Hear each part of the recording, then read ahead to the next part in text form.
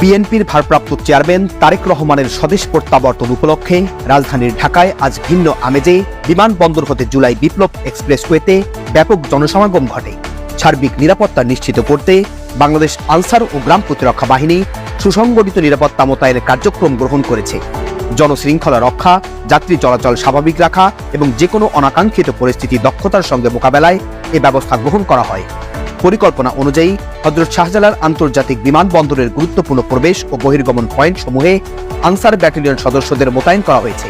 পাশাপাশি বিমানবন্দরের বিভিন্ন জোন ও কৌশলগত স্থানে অতিরিক্ত সংখ্যক সদস্য নিয়োজিত রয়েছেন, যা বিমানবন্দরের সার্বিক নিরাপত্তা ব্যবস্থাকে সুদৃঢ় করেছে।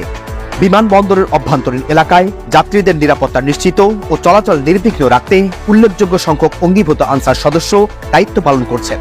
ইনসাইড টার্মিনাল, ড্রাইভওয়ে, ক্যানোপি এলাকা এবং ল্যান্ডসাইড ট্রাফিক ব্যবস্থাপনায় কয়েক শতাধিক আনসার সদস্য মোতায়েন থাকায় জনসমাগম ও যান চলাচল কার্যকরভাবে নিয়ন্ত্রণে রাখা সম্ভব হয়েছে।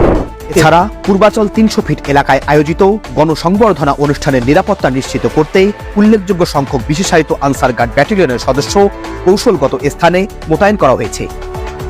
একই সঙ্গে নাসা গ্রুপের অভ্যন্তরে স্থাপিত অস্থায়ী হেলিপ্যাড এলাকাতেও আনসার গার্ড ব্যাটালিয়নের সদস্যরা সার্বক্ষণিক সতর্ক অবস্থানে দায়িত্ব পালন করছেন।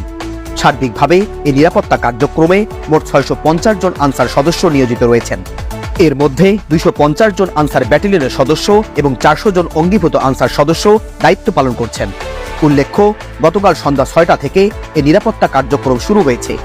বাংলাদেশ আনসার ও গ্রাম প্রতিরক্ষা বাহিনী সর্বোচ্চ পেশাদারিত্ব, শৃঙ্খলা ও দায়িত্বশীলতার সঙ্গে জনসাধারণের সার্বিক নিরাপত্তা নিশ্চিত করতে বদ্ধপরিকর।